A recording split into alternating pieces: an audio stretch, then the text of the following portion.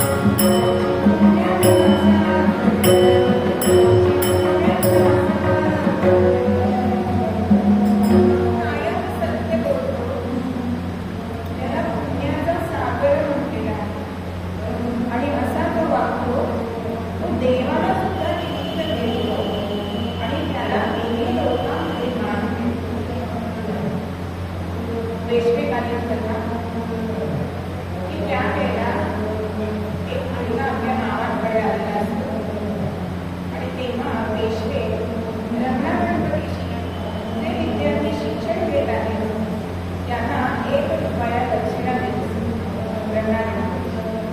आणि या मामाने सांगितलंय तू पण जा आणि ती दक्षिणा घेऊन ये. आता मामाने सांगितलंय वय लहान आहे म्हणजे मनाला पटत नाही, दक्षिणा घेतली पण मग जल्दी आज मी असत्य वागलेलं आहे. आणि शेवटी सगळ्या मुलांना दक्षिणा दिली झाली. हा तिथेच थांबला होता आणि पेशव्यांना दक्षिणा परत केली का अहो माझी अजून मुलगी पण झाली नाही आणि मी शिक्षणाला सुरुवात केलेली नाही, मला तुमची दक्षिणा नको असं बाणेदारपणे सांगणारे हा तो मुलगा होता तो म्हणजे रामशास्त्री होते. आणि असं सत्याची कास धरल्यामुळेच राघवदादांना जेव्हा देहांत प्रायश्चित्ताची शिक्षा देण्याची वेळ आली त्यामुळे त्या वेळेला न पचरता पुढची काय गोष्ट होणार माहीत होतं पण सत्याची कास सोडू नये. आपलं न्यायाधीश पद जाणार आहे हे जाणून सुद्धा सत्य कधी सोडलं नाही. आणि अर्थातच जिथे सत्यता असते तिथे किंबहुना दरिद्रता असते, कारण सत्य लोकांच्या जवळपास लक्ष्मी मिळते असं आपल्याला वाटतं. आणि असंच एक दिवस गोपिकाबाईंनी त्यांच्या पत्नी रामशास्त्री प्रभू यांच्या पत्नीला हळदी कुंकाला बोलवले. अर्थात रामराणीने नाही आणि पेशव्यांकडे जायचंय पण होती त्या चांगली साडी नेसली, गळ्यात फक्त मंगळसूत्र काचेच्या बांगड्या अशी ती हळदी कुंकाला गेली. आता गोपिकाबाईंनी तिला मोठा आदर केलाय, ती नको नको म्हणत असताना घरी पाठवलंय पण रामशास्त्रींनी सुद्धा तिला सांगितलंय आणि तिच्या मनात तेच होतं की आपल्याला असं जर सत्याने आपण वागलो तर आपल्या जिंभेला सुद्धा वाणीला सामर्थ्य येते. पूर्वीचे ऋषी मुनी शाप देण्यासाठी का बरं सिद्ध असत? कारण वाणी कायम सत्य बोलत. आज आपण गावडा सुद्धा काही पडणार नाही, बोलायचं ते गोष्ट बाजूला, आपल्या वाणीला एवढी सत्यता सामर्थ्य आहे का? मग अशी जर हे सत्याची गोष्ट असेल तर आपण ती का बरं बोलत नाही? तुमच्या चरणामध्ये सांगताय मी देतो तीक्ष्ण उत्तरे पुढे मागे असे बरे. आज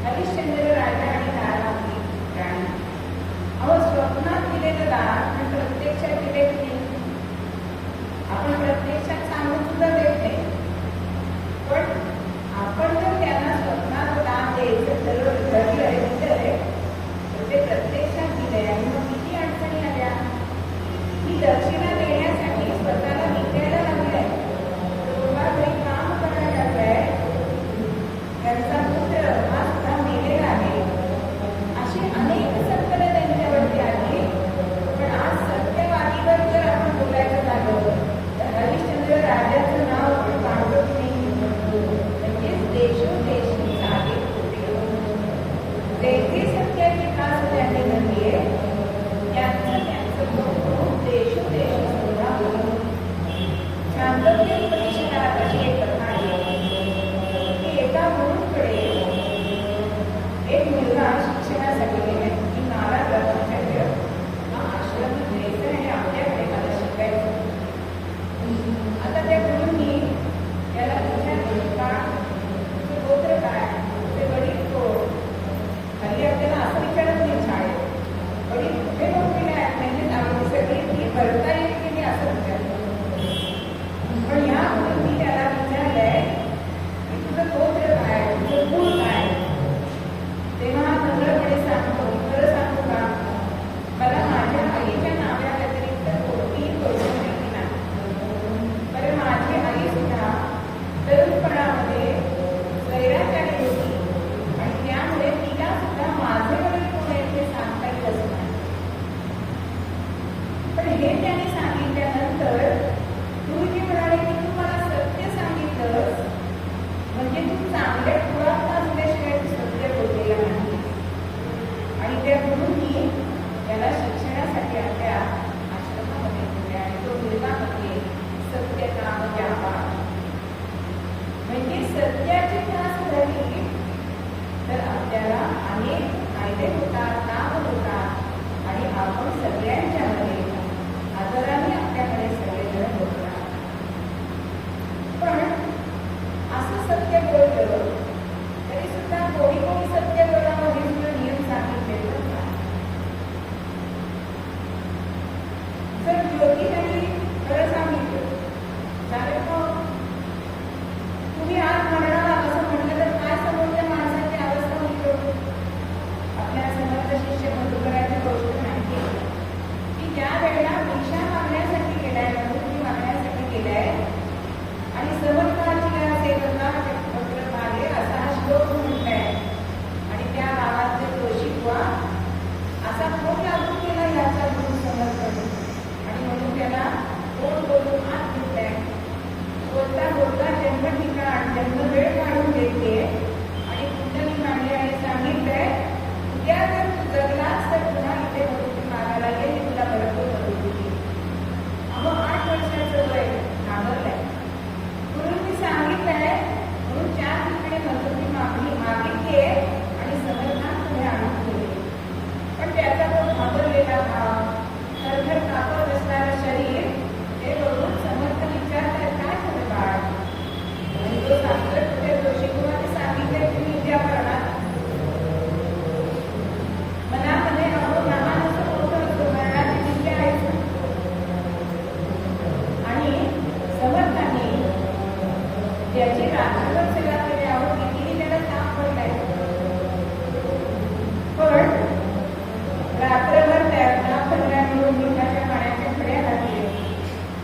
झोपेत गडबडत होता की आपला आई आता तुझी माझी भेट होणार नाही पण माझ्या समर्थ माऊलीला दोष देऊ नको.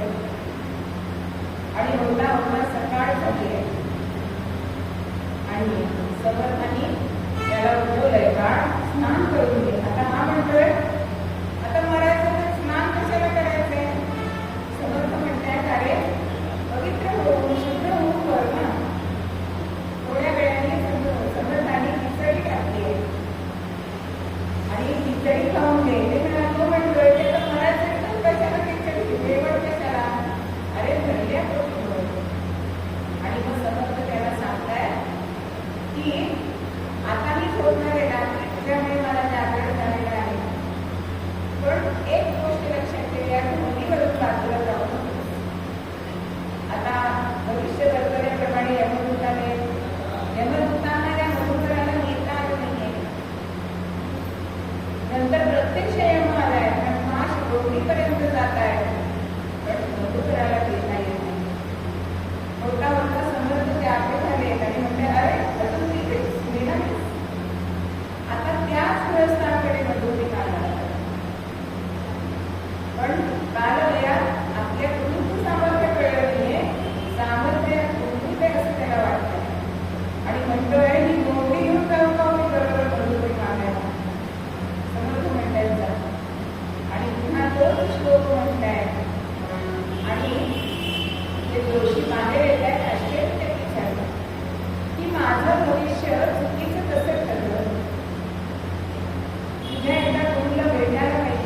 कशाला आत्ताच चला, कारण जोर आलेला होता, गोंगडी बरोबर होती आणि पुढे समर्थांनी त्याला योग्य ती त्यांची कान उघडणी केली की भविष्य येते म्हणून कोणाला काय सांगायचं हे तुम्हाला कळलं आहे. जसं भविष्यवाल्यांनी खरं सांगू नये, तसं डॉक्टरांनी पण सांगू नये. आधीच आरोग्याला झालेला पेशंट लवकर तयार होतो. म्हणून खोटं बोलणं ते कधी सांगितलंय, खोटं बोलायला सांगितलं नाही का, तेव्हा आत्महित चालत असेल किंवा कोणाचं एखादं करणी, म्हणजे समजा एखाद्या मुलीचं चांगल्या घरामध्ये किंवा आपण म्हणतोय तिचं जन्माचं कल्याण होणार असेल तर खोटं बोललं तरी चालतं. पण सत्य आणि खोटं याच्यामध्ये अशी एक कथा सांगितली जाते की एक गाय धावत असते आणि मागे कसाई जाते. आता एका वाटेवर असं झालं की दोन वाटा फुटले आणि कसायाला कळेना की गाय गेली. तिथेच बसलेल्या एका साधूला त्यांनी विचारलं की गेली कुठे गाय. आता खरं सांगितलं तर गायीचं जीव जातं, खोटं सांगितलं तर असं तर बोलण्याचं पाप लागतंय, काय करावं.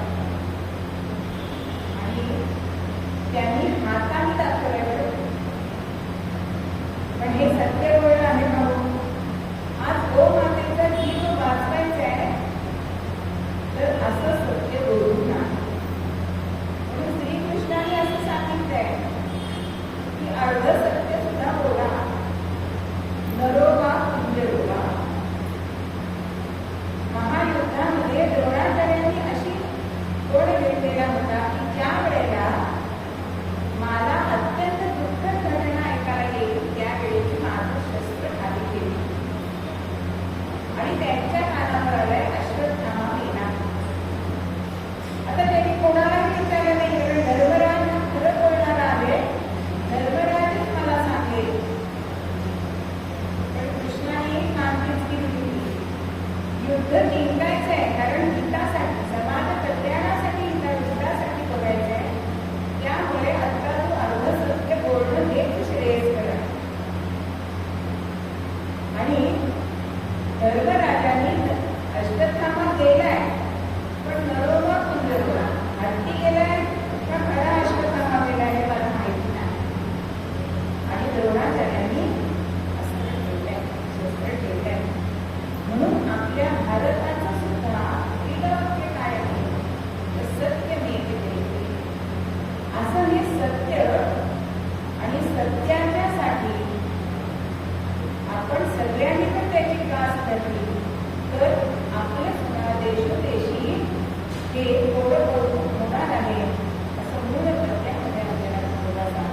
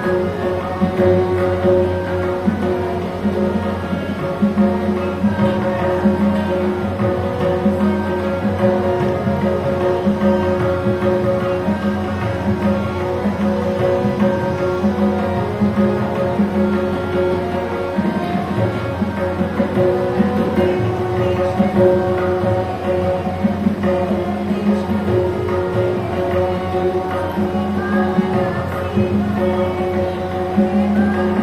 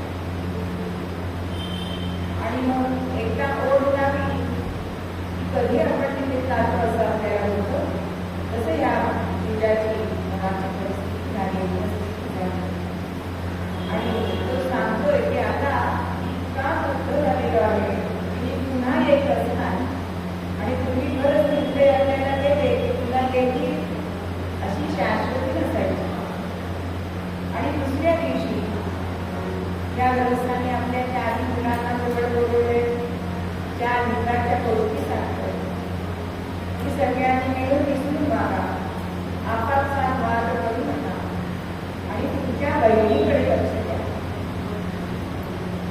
अगदी सारवं सारवं करून हा निघालाय आणि एवढ्यामध्ये एक 30-25 वर्षाचा तरुण त्याच्या वया आला तरुण,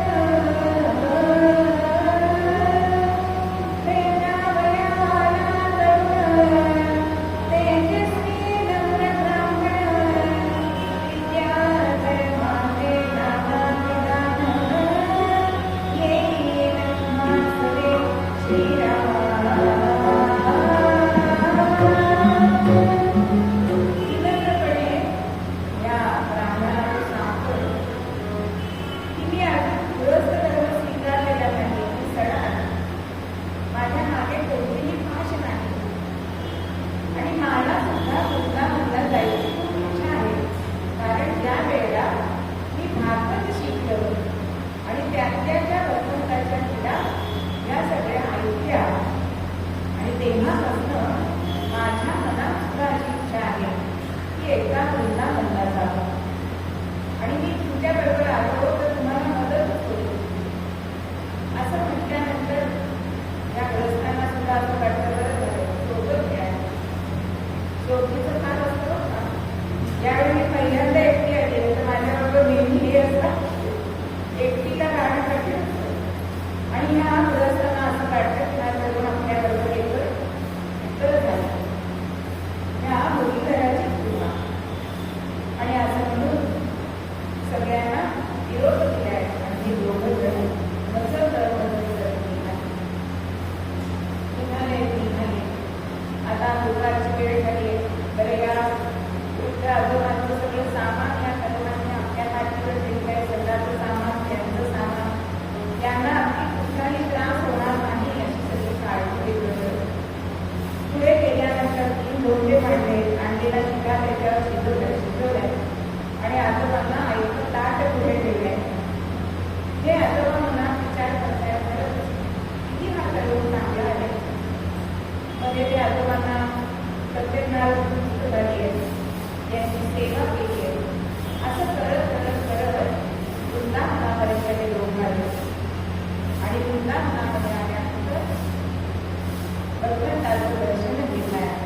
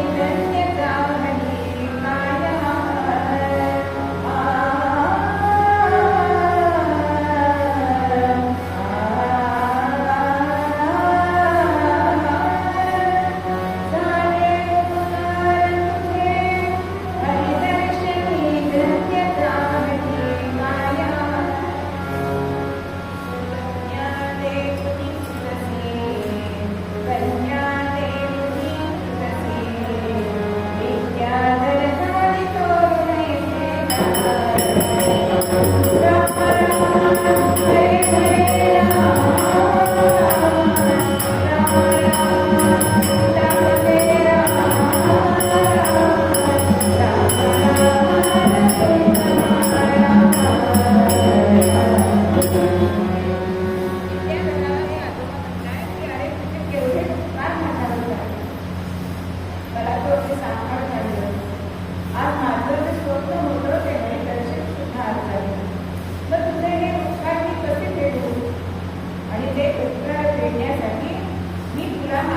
कन्या केली.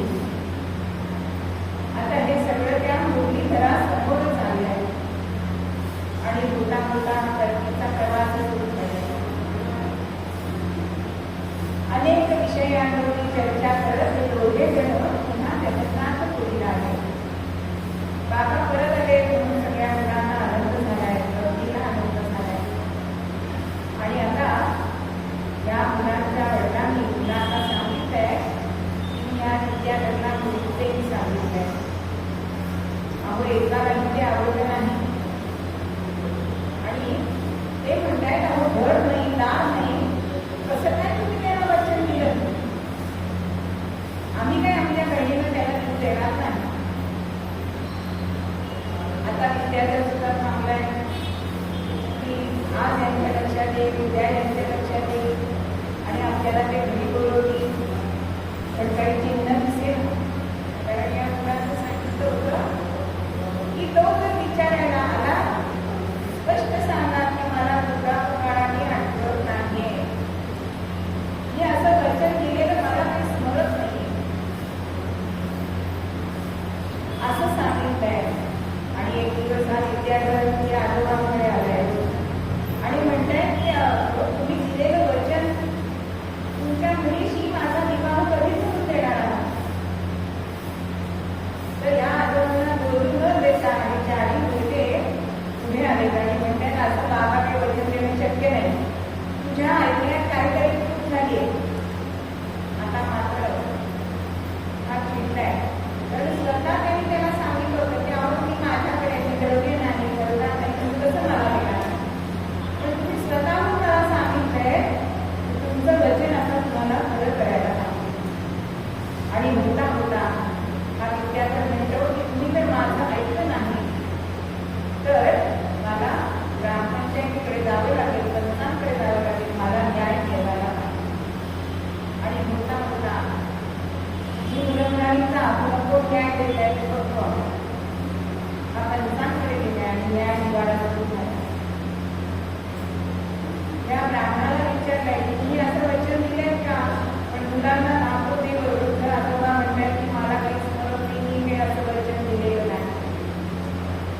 आता दुसरी बाजू म्हणजे या विद्यार्थ्याची बाजू न्यायाधीश विचारतायत.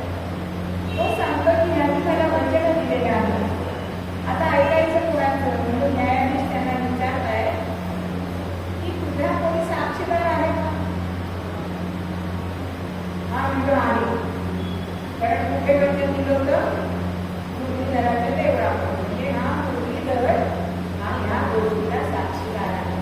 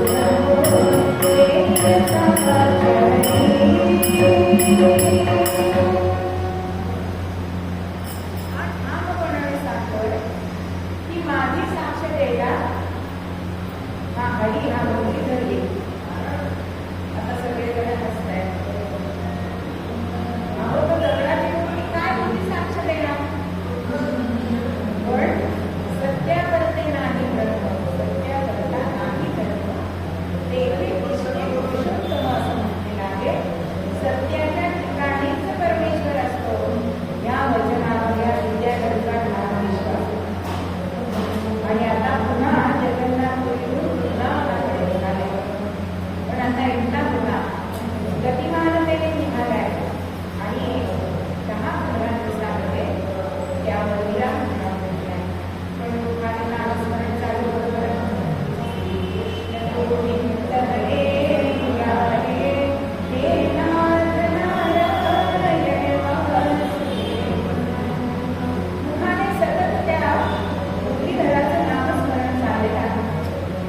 मोठा मोठा मंदिरामध्ये पोहोचलाय. पुन्हा दर्शन घेतलंय आणि सांगतोय की तुझ्या समोरच ते आजोबांनी मला वचन दिलं ना रे की माझी कन्या तुला देईल. आणि आता ते शब्द आलो काय मला आठवत नाही असं विचारताय तर तुला साक्ष द्यायला गेला पाहिजे. पण असं म्हणून परमेश्वर येणार आहे का? कृपाळपणे म्हणाले सांगेल तुमची काय तळमळ आहे हे भगवंत बघत असतो. आणि काहीही प्रचिती येईना म्हणून अन्न पाणी सोडून भगवंताकडे बसलाय. मुखाने नामस्मरण झालेलं आहे. होता होता 8 दिवस झाले आणि त्या मूर्तीतून भगवंत प्रकट झाले. आणि बाळ काय तुझं काम आहे असं म्हटल्यानंतर सगळी हकीकत विद्याधर सांगतो. आणि तुला माझ्याबरोबर साक्ष द्यायला यायलाच पाहिजे असा आग्रह करतो. आता श्रीकृष्ण भगवान म्हणतात की मी येईन पण माझी एक अट. काय अट आहे? मी तुझ्या मागोमाग येईल पण तू मागे वळून बघायचं नाही. माझ्या पायातले जे मुकुट आहे त्याचा तुला नाद येत नाही आणि तू समज की मी तुझ्या मागोमाग येतो आहे. विद्याधर निघून म्हटल्यात अत्यंत आनंद झाला. आणि पुढे विद्याधर आणि मागे प्रत्यक्ष मुलीकर असे चालले.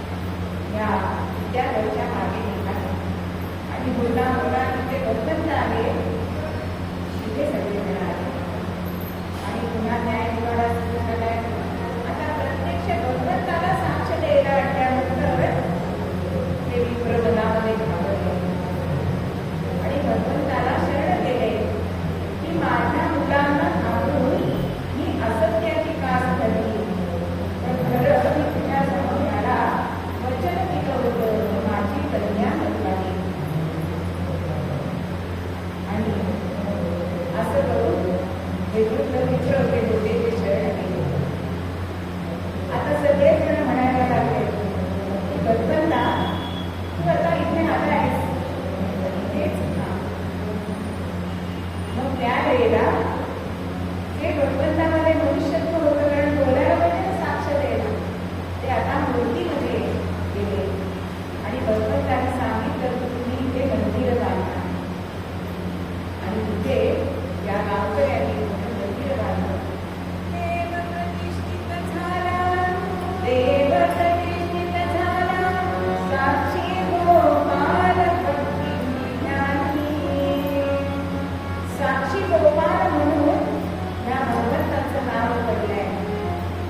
विजय सदा सत्याचा, विजय सदा सत्याचा, हरिदेही साक्ष अर्पित्या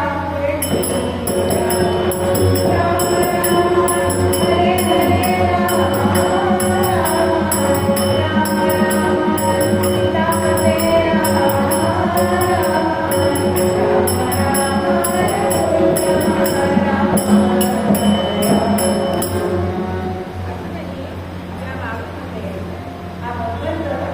साक्ष देण्यासाठी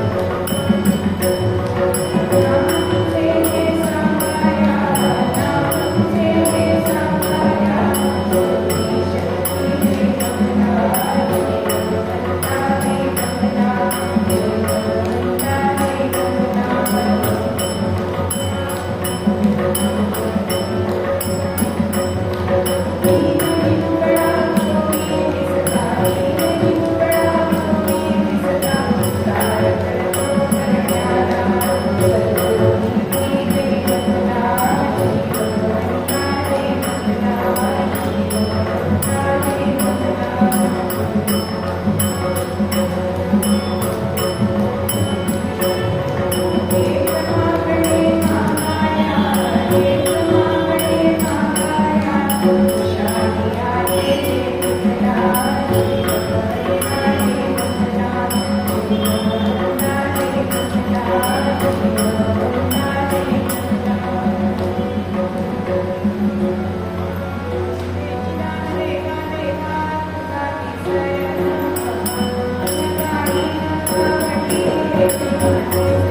you.